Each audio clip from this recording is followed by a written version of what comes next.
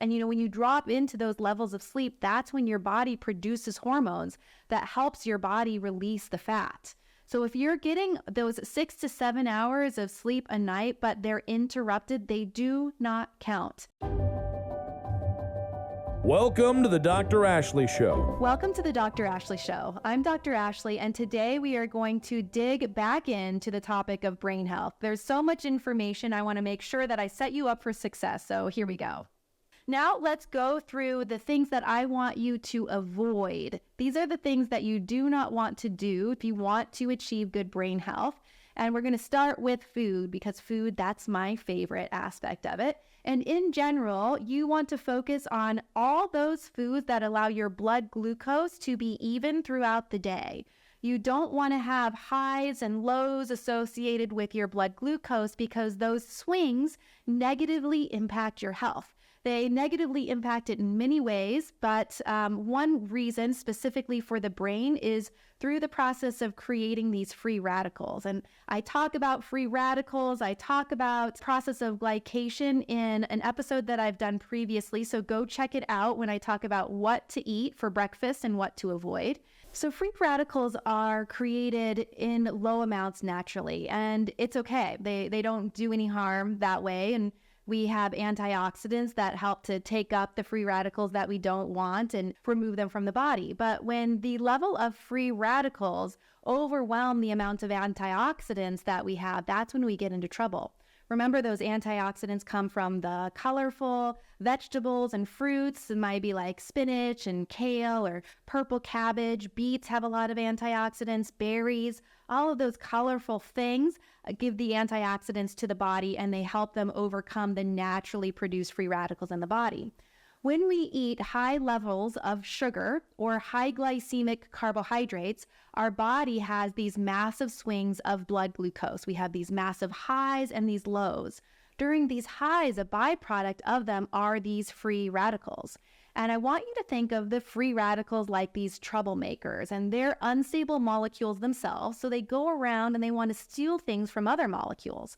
And when they steal these things, which are electrons from these other molecules, it makes these other molecules unstable as well. So now you've got this really negative chain reaction going on, and it causes damage in the organs, in the brain. It causes wrinkles and faster aging. So you really don't want to have a ton of free radicals in the body. So to avoid that, you just allow the way that you're eating to help monitor and stabilize your blood glucose through the day.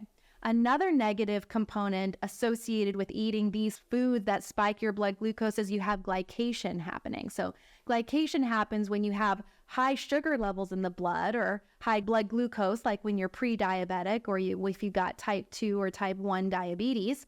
And you got that constantly high sugar level while you have proteins circulating, and they bounce together and they actually stick and cause the creation of these harmful molecules called AGEs, which stand for advanced glycation end products. And these AGEs cause similar damage as free radicals. So in order to avoid that, that is one of the major things that you do want to avoid for good brain health.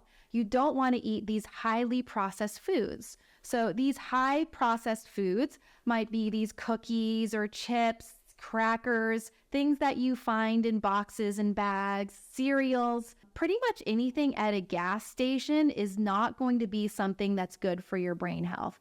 The energy drinks, fruit juice. Fruit juice is a big one. We've been told to give our kids orange juice and skim milk. Skim milk is all sugar and orange juice is all sugar. I mean, this might be exaggerating a little bit, but I always say that fruit juice is like Skittles melted down into liquid form.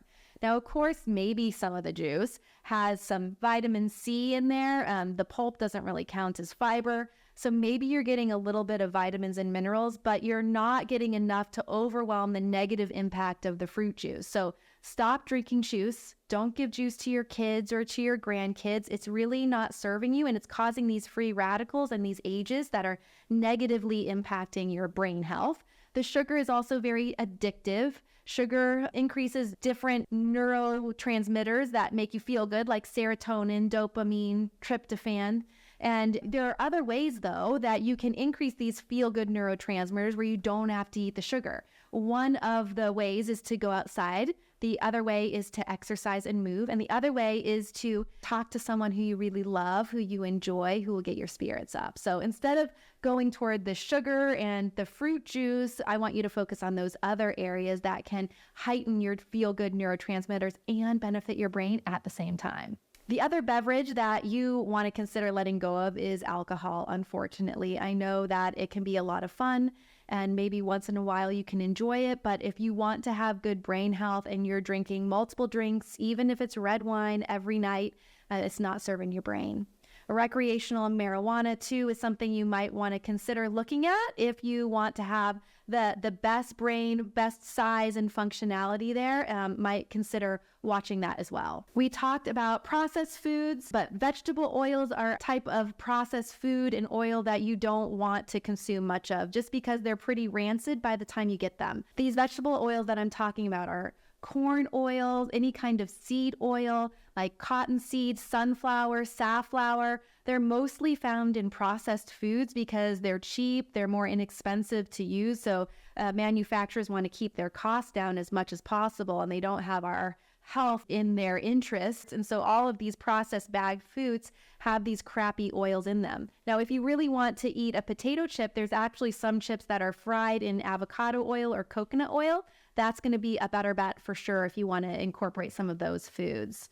Other foods that you want to avoid are hamburger helper, cereals, chips, cookies, crackers, baked goods. I used to love, even when I was in college getting my PhD in nutrition, I used to love Nutrigrain bars, and oh my gosh, they would give me the worst heartburn. Those and Wheat Thins I really loved. My snack would be Wheat Thin crackers with hummus and maybe a little bit of cheese because I love cheese, and I had the worst heartburn. At one point, I went to the hospital because I thought I was having a heart attack because for me, heartburn feels like referred pain down my left arm, and they sent me home with Prilosec. And not until I did my own research of what to eat and what to avoid did I realize that it was the frickin' Wheat Thin. So if you got heartburn and you eat Wheat Thins and you think even the reduced fat ones, if you eat Wheat Thins and you eat Nutrigrain bars, oh my gosh, drop those two things and you might find that your life is back without that terrible pain of heartburn. Plastics, you want to avoid plastic, specifically the plastic that if you tip it upside down and you see the number 1, 3, 6, and 7, those have a lot of toxins that they actually leach into your water. So your best bet is to drink water from a filtered water system from your sink or to get the glass bottles that have water. And my favorite brand is Mountain Valley. It's delicious and you can find it at some stores if you really need to get bottled water. In general, we talked about avoiding those high glycemic foods and those reasons why. Smoking does not support good brain health. Leading a sedentary lifestyle is not good for your brain. Chronic stress you want to avoid really negatively impacts your brain. So finding out what can help you decrease your stress, like I mentioned earlier, but that might be meditating, journaling, walking, getting out in the sun. Lack of social interaction is really bad for your brain. Poor sleep and not having mental stimulation is really impactful. So all of these tips come from things that I've seen significantly positively impact our clients at PhD, from that psychiatrist, Dr. Amen, who's great, and from the book End of Alzheimer's from Dr. Dale Bredesen. All great references for you if you want to positively impact your brain. So lastly, I want to help you with foods to eat. So whole fresh foods in their whole form. If you're going to eat an egg, eat the whole egg with the yolk. Don't take the yolk out. That's where all of the good vitamins and minerals are to help your brain. You want to eat colorful veggies like beets, purple cabbage, and blueberries. The red and yellow and orange bell peppers, as much color as you can get. Green leafies like spinach, kale, broccoli, cauliflower. You want to have healthy fats in your diet. Do not eat a low-fat diet. A 60% solid weight of your brain is made up of fat. So get those fats from avocado oil. If you can tolerate and you like saturated fat, that would be from coconut oil, maybe from heavy cream. Extra virgin first cold pressed olive oil is a really great type of fat that you could drizzle on your salad dressings. Fish, specifically from salmon, sardines are really great, high in omega-3s. If you like those, do those.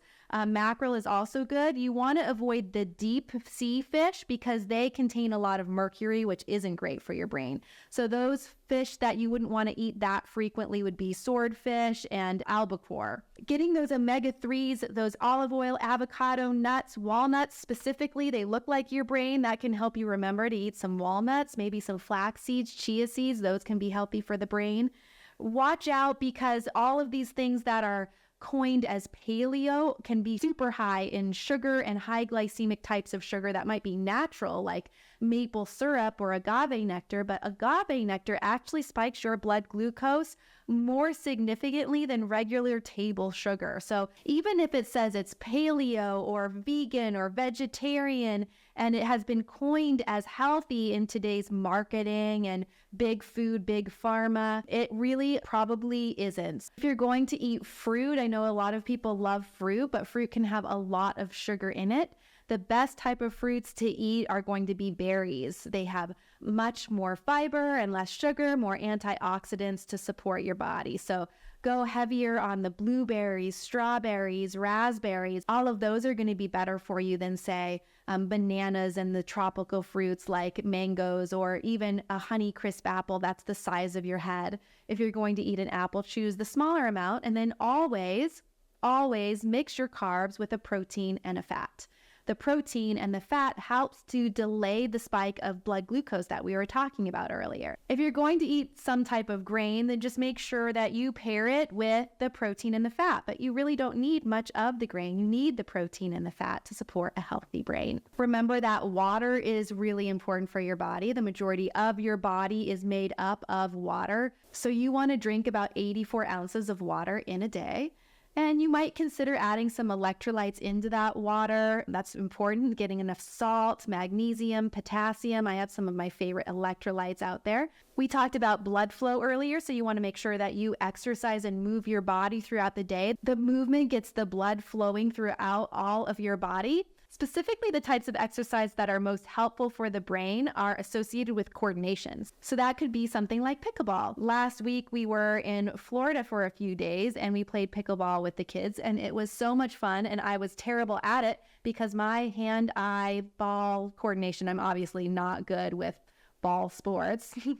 Anyway, it was really difficult for me. So I could see that my brain was just working there. So pickleball, tennis, ping pong, foosball could be something really great for your brain.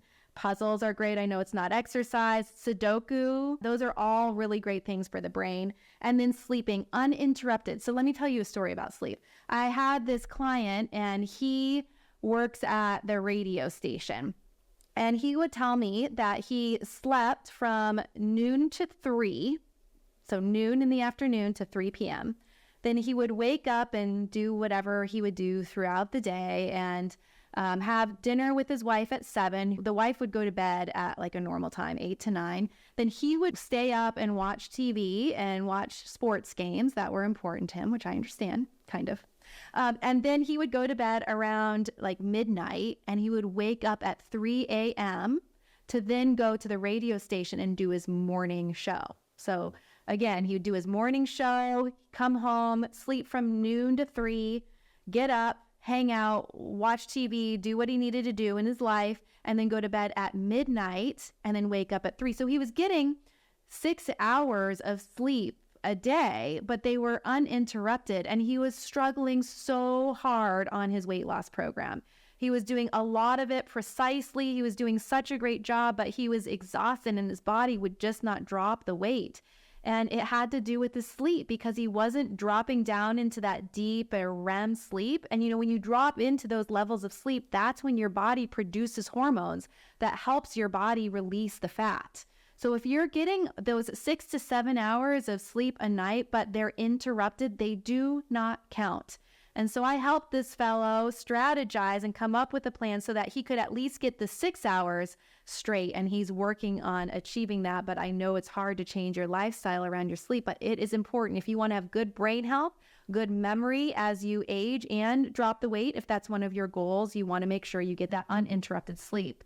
And then the last thing is just social interaction. It is so important that you surround yourself by people who make you better, who make you feel better. If you're surrounded by people who just keep you down and pull you down, then I know it's hard, but you got to let those people go if you want to achieve the best health for your body. So I hope that you got great value from this episode. If you did, please share below. If you're watching this on YouTube, in the comments, subscribe. If you're listening to this as a podcast, then please subscribe and leave a review. Share with others who struggle with their brain health or just want to improve their overall brain health. And remember that you've got to step up and make the change. Lead with your heart, to train your mind, and do not negotiate with your body. I hope to see you on the next episode.